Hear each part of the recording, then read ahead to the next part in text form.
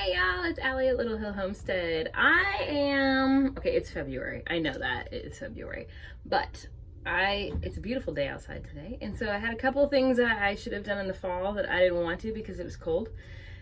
So I'm playing a little catch up today, which is good for you because it means that you get to learn how we seed save. Isn't that exactly what you wanted to see today? Dead flowers. So these are some, I think they're zinnias that we grew last year. Let me put them up close so you can see the colors still. All I did was I got a bunch of them at the end of the grow season and I hung them on a piece of yarn. They actually hung in my laundry room until a couple weeks ago, and I got tired of them falling on the floor. So I threw them on the screen porch. I also have a sunflower, and that one did live on my screen porch. Same way I tied a string to the bottom, hung it upside down, and I just let them completely dry on the porch or in the house. And now we're ready to seed save so that when April 15th comes around, at least for us, we're in zone 7B or B7, 7B. It's like an airplane seat. We're in, our zone recently changed. So I don't know if I should go with the new zone or the old zone. What are you guys doing, you gardeners? But anyways, let me show you how to seed save a zinnia. I have a plastic tray. It's just some trash tray that I'm not using for anything. So to seed save a zinnia, are these cosmos? No, the cosmos are purple. These are zinnias. The seed for them is actually at the base of the petal. So do you see I just pulled those out? Those are seeds. I'm gonna dump those into my tray. So all you're gonna do on the head, the dead head of the flower, is pull the old petals out, and those are your seeds. That's it. So just go ahead and pull them all out, and we're gonna replant these in an entire bed this year so we get some more because I had so much fun with our flowers last year. So that's it. Some of these are like multiple layers, and same thing, you just pull them out. There's all your seeds. So we will not have to buy any more seeds this year, which is kind of nice because you know they get expensive for a bunch of seeds. But I'm gonna do this entire one. Whoops. Don't pull too much of the head though because there's nothing there. You just want the petals.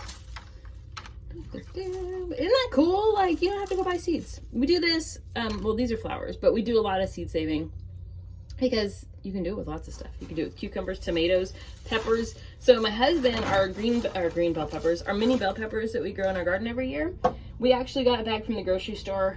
The first year we moved to the state we live in, so it's been 11 years. And he had them for lunch, and we were doing a garden. He thought, I'm gonna take home these little seeds from my little lunch peppers, the little mini ones. I think they're from Sam's Club or Costco. And I'm gonna see if we can grow mini peppers from these, right? We've been growing the same mini peppers out of the same little yellow, he folded them up in a Post-it note.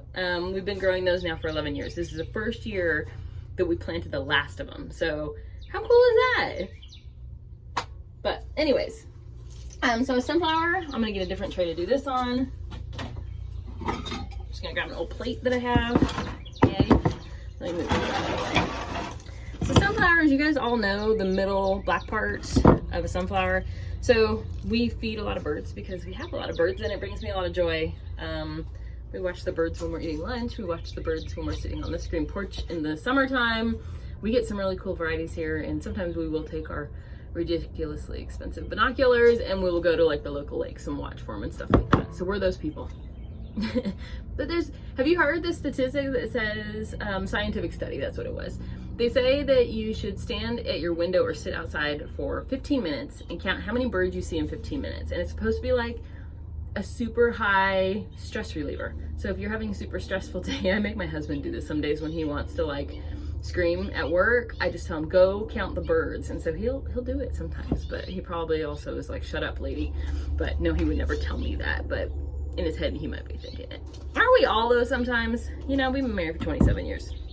Anyways, sunflowers, let's see if I can get it in the sun. Do you see all those little, those are all sunflower seeds. So with this, all I'm gonna try to, I don't know exactly how it's gonna work, but that's all dead stuff. So I'm just gonna kind of scratch that off. All right, let's see. If we break it, I cut my finger, so I'm trying to do this without hurting myself. Okay. Oh, there we go. I split it in half. And look at all those seeds, you guys. Like, seriously. That's like, I mean, last year we got a ton of sunflower seeds. And I started making jewelry based off of the sunflowers because I got such joy out of them. So I'm just gonna take my fingers, kind of wiggle them, and the sunflowers are falling out. So this one's definitely tougher than the other one. I will say they don't just pop out like you would think. They're a little harder to do, but maybe I'll put a glove onto it. But they're coming out. I remember as a kid, my grandma was from North Dakota, not too far outside of Fargo, and they grew sunflowers on their farm, and we would go up and, you know, we would do the sunflower photos and stuff, and we would eat the dried sunflower seeds. They also did wheat, which at the time, you know, I didn't know wheat berries were anything cool. We would sit outside and we would pull the wheat berries off and eat them fresh.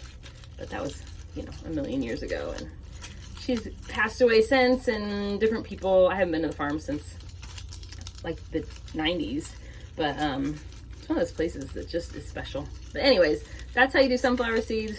You just keep wiggling and they pop out. So we're gonna have a whole bunch of little sunflowers in our garden this year, and zinnias and cosmos, and I don't even remember what all. Okay, so last December, I believe, or maybe it was November, I was at Dollar Tree, and they had all the seed packs for a nickel. So I just grabbed like a ton of some seeds that were flowers, because last year was the first year we really did flowers, except for marigolds. We always do those. But last year was the first year we did, I'm shooting sunflower seeds at you.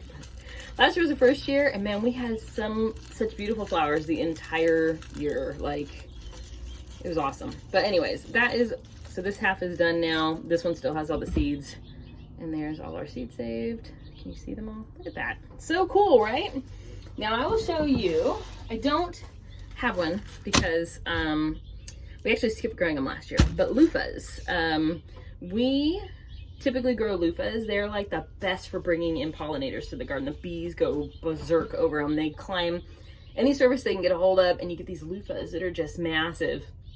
But this is the seeds from one loofah. They get 1 million loofahs. Maybe that's 2, but 1 billion. And when I threw them in a Ziploc, and we're gonna plant them again this year, but loofahs are a fun one if you haven't grown them before. It was really hard for me to find the seeds the very first time I wanted to, but I found a guy that I worked with was super like homesteady and did kind of the life we do, which I don't meet a ton of people, especially 10 years ago. I didn't meet, you know, as many people. A lot of people are into it more so now, but he gave me my first one because he made, he did loofahs, and then he also does the birdhouse gourds like these, and he would gift them to people. And so we started doing birdhouse. He gave me one, and it still had a couple seeds in it, and so we planted those seeds like 5 or 6 years later, and now we have these. I'm trying to get enough. Right now I've got like 5 or 6 of them. We're gonna do a purple martin house out in the middle of the yard. We get purple martins here, and they're very specific to the way they can't make their own nests. You have to have a man-made nest for this type of bird. We have the perfect property for that. So we added a bat box out in the yard recently. Let me see if I can take you guys out there while I'm doing this. Enough on seed saving, let's move on with our lives, right? So it's beautiful. Our peaches have started like springing up and doing beautiful things, but right there, we added a bat box. My husband and I came out in the pouring rain, thought it was a wise idea to stand on really tall ladders, and it's 20 feet in the air. So he's chilling up there. We're hoping we get bats this year. We get bats now. We gave up our mosquito service a couple of years ago because eventually we want bees. And if you do, when we first moved out here, if we came outside, we would be eaten alive. And so we're doing things to promote bringing bats because they eat the mosquitoes. So I know a lot of people are like, oh my God, bats. We want the bats because we don't want to have to use chemicals in our yard to be able to sit outside. So that's our bat box. I actually wanted one, and we had plans to build one or figure something out because they're like $70. $3 at the thrift store. I was ecstatic. But and then our peaches started like showing little buds of stuff. I'm hoping last year our peaches got annihilated by a late freeze, so I'm hoping this year we get some peaches because that would be awesome. Anyways, what else can I tell you? I don't know. We're just doing some seed saving today. So that is our our fun adventure. If anybody wants loofah seeds, because like I said, they're kind of hard to find, but not really as much so anymore. I can throw some in my Etsy shop, so let me know below if you want some. I'll probably do them for like $1 or $2, and they can just ship in a regular envelope. But anyways, if you want some loofah seeds, let me know. And I'm gonna go back in the house. I'm in the middle of making dog food and I got distracted by doing other things. So it's one of those days where I'm trying to multitask. And like I've said before, I can't multitask, y'all. I try. Oh, did I show you? Exactly what I mean. So my husband and I had our anniversary a couple weeks ago, and for your 27th anniversary, it's supposed to be a sculpture. And I was like, I'm not gonna get him a sculpture. So I don't know if you can see it. Where is it? Oop, can I see?